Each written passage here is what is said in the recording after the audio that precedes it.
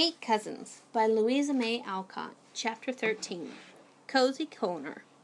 Vacation was over, the boys went back to school, and poor Mac was left lamenting.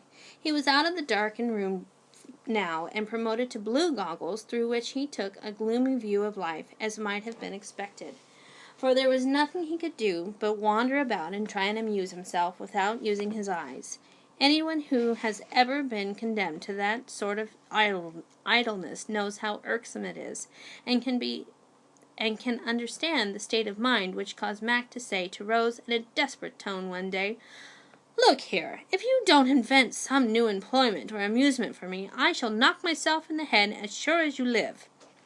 Rose flew to Uncle Alec for advice, and he ordered both patient and nurse to the mountains for a month, with Aunt Jessie and Jamie as escort.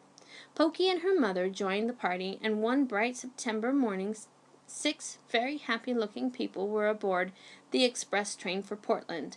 2 smiling mammas, laden with luncheon baskets and wraps, a pretty young girl with a bag of books on her arm, a tall, thin lad with his hat over his eyes, and 2 small children who sat with their short legs straight out before them, and their chubby faces beaming with the first speechless delight of truly traveling.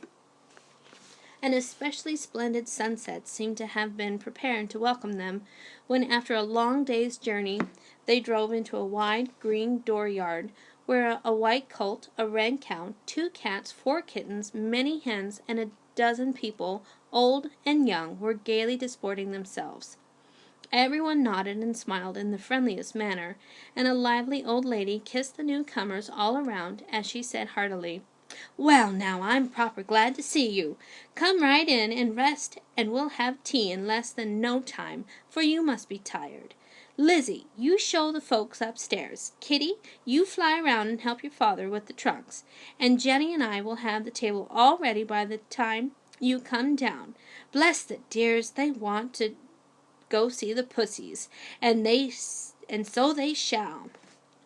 The 3 pretty daughters did fly around, and everyone felt at home at once. All were so hospitable and kind. Aunt Jessie had raptures over the home-made carpets, quilts, and quaint furniture. Rose could not keep away from the windows, for each framed a lovely picture, and the little folks made friends at once with the other children, who filled their arms with chickens and kittens, and did the honors handsomely. The toot of a horn called all to supper, and a goodly party, including 6 children besides the Campbells, assembled in the long dining-room, armed with mountain appetites and the gayest spirits. It was impossible for anyone to be shy or sober, for such gales of merriment arose they blew the starch out of the stiffest and made the saddest jolly. Mother Atkinson, as called their hostess, was the merriest there, and the busiest, for she kept flying up to wait on the children, to bring out some new dish, or to banish the livestock, who were of such a social turn that the colt came into the entryway and demanded sugar. The cat sat about in people's laps, winking suggestively at food, and speckled hens cleared the kitchen floor of crumbs as they joined in the chat with cheerful clucking. Everybody turned out after tea to watch the sunset till all the lovely red was gone, and mosquitoes wound their shrill horns to sound the retreat. The music of the organ surprised the newcomers, and in the parlor they found Father Atkinson playing sweetly on the little instrument made by himself. All the children gathered about him, and, led by the tuneful sisters, sang prettily till Pokey fell asleep behind the door, and Jamie gaped audibly right in the middle of his favorite "Coo," said the little doves, "coo," said she, all in the top of the old pine tree. The older travelers, being tired, went to lie low at the same time, and slept like tops in the homespun sheets on Huss mattresses made by Mother Atkinson, who seemed to have put some soothing powder among them, so deep and sweet was the slumber that came. Next day began the wholesome outdoor life which works such wonders with tired minds and feeble bodies. The weather was perfect, and the mountain air made the children as frisky as young lambs, while the elders went about smiling at one another and saying, "Isn't it splendid?" Even Mac, the slow coach, was seen to leap over a fence as if he really could not help it, and when Rose ran after him with his broad-brimmed hat, he made the spirited proposal to go into the woods and hunt for a catamount. Jamie and Pokey were at once enrolled in the Cozy Corner Light Infantry, a truly superb company, composed entirely of officers, all wearing cocked hats, carrying flags, waving swords, or beating drums. It was a spectacle to stir the dullest soul when this gallant band marched out of the yard in full regimentals, with Captain Dove, a solemn, big-headed boy of 11, issuing his orders with the gravity of a general, and his Falstaffian regiment obeying him with more docility than skill. The little Snow children did very well, and Lieutenant Jack Dove was fine to see. So was drummer Frank, the errand boy of the house, as he rub-a-dub-dubbed with all his heart and drumsticks. Jamie had trained before and was made a colonel at once, but Pokey was the best of all and called forth a spontaneous burst of applause from the spectators as she brought up the rear, her cocked hat over one eye, her flag trailing over her shoulder, and her wooden sword straight up in the air, her face beaming and every curl bobbing with delight as her fat legs tottered in the vain attempt to keep step manfully.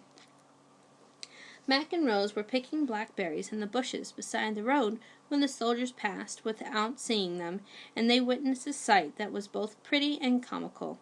A little farther on was one of the family burial spots so common in those parts, and just this side of it Captain Fred Dove ordered his company to halt, explaining his reason for doing so in the following words. "That's a graveyard, and it's proper to muffle the drums and lower the flags as we go by, and we'd better take off our hats too. It's more respectful, I think."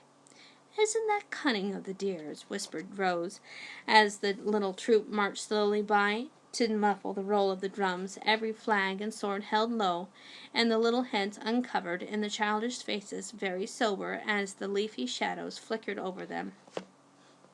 "Let's follow and see what they are after," proposed Mac, who found sitting on a wall and being fed with blackberries luxurious but tiresome. So they followed and heard the music grow lively, saw the banners wave in the breeze again when the graveyard was passed, and watched the company file into the dilapidated old church that stood at the corner of the 3 woodland roads. Presently the sound of singing made the outsiders quicken their steps, and stealing up they peeped into one of the broken windows.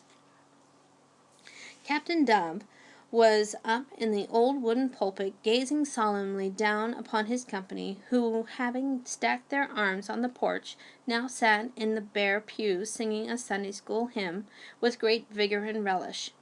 "Let us pray," said Captain Dove, with as much reverence as any army chaplain, and folding his hands he repeated a prayer which he thought all would know, an excellent little prayer, but not exactly appropriate to the morning, for it was, "Now I lay me down to sleep." Everyone joined in saying it, and it was a pretty sight to see the little creatures bowing their curly heads and lisping out the words they knew so well. Tears came to Rose's eyes as she looked. Mac took his hat off involuntarily, and then clapped it on again as if ashamed of showing any feeling. "Now I shall preach you a short sermon, and my text is, 'Little children, love one another.' I asked Mamma to give me one, and she thought that would be good. So you all sit still and I'll preach it. You mustn't whisper, Marian, but hear me. It means that we should be good to each other, and play fair, and not quarrel as we did this very day about the wagon. Jack can't always drive, and needn't be mad because I like to go with Frank. Annette ought to be horse sometimes, and not always driver. And Willie may as well make up his mind to let Marian build her house by his, for she will do it, and he needn't fuss about it. Jamie seems to be a good boy, but I shall preach to him if he isn't. No, Pokey, people don't kiss in church, or put their hats on. Now, you must all remember what I tell you, because I'm the captain, and you should mind me." Here Lieutenant Jack spoke right out in the meeting with the rebellious remark, Don't care if you are. You'd better mind yourself and tell how you took away my strap and kept the biggest doughnut and didn't draw fair when we had the truck. Yes, and you slapped Frank. I saw you, bawled Willie Snow, bobbing up in his pew. And you took my book away and hid it 'cause I wouldn't go and swing when you wanted me to, added Annette, the oldest of the Snow trio. I shan't build my house by Willie's if he don't want me to, so now, put in little Marion, joining in the mutiny. I will, 'tis Dimmy, and I tored up my hat 'tause a pin picked me, shouted Pokey, regardless of Jamie's efforts to restrain her. Captain Dove looked rather taken aback at this outbreak in the ranks, but being a dignified and calm personage, he quelled the rising rebellion with great tact and skill by saying briefly, "We will sing the last hymn, Sweet, Sweet Goodbye. You all know that, so do it nicely, and then we will go and have luncheon." Peace was instantly restored, and a burst of melody drowned out the suppressed giggles of Rose and Mac, who found it impossible to keep sober during the latter part of this somewhat remarkable service. 15 minutes of repose rendered it a physical impossibility for the company to march out as quietly as they had marched in. I grieve to state that the entire troop raced home as hard as they could, I grieve to state that the entire troop raced home as hard as they could pelt, and were soon skirmishing briskly over their lunch, utterly oblivious of what Jamie, who had been much impressed by the sermon, called the captain's beautiful tech. It was astonishing how much they all found to do at Cozy Corner, and Mac, instead of lying in a hammock and being read to as he had expected, was busiest of all. He was invited to survey and lay out Skeeterville, a town at which the children were getting up a huckleberry pasture, and he found much amusement in planning the little roads, staking off house lots, attending to the waterworks, and consulting with the selectmen about the best sites for public buildings. For Mac was a boy still, in spite of his 15 years and his love of books.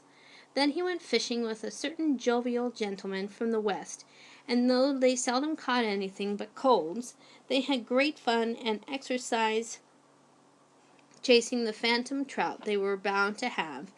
Mac also developed a geological mania, and went tapping about at rocks and stones, discoursing wisely of stratoperiods and fossil remains, while Rose picked up leaves and lichens and gave him lessons in botany in return for his lectures of geology. They led a very merry life, for the Atkinsons girls kept up a sort of perpetual picnic, and did it so capitally that one never tired of it. So their visitors throve finely, and long before the month was out, it was evident that Dr. Alec had prescribed the right medicine for his patients.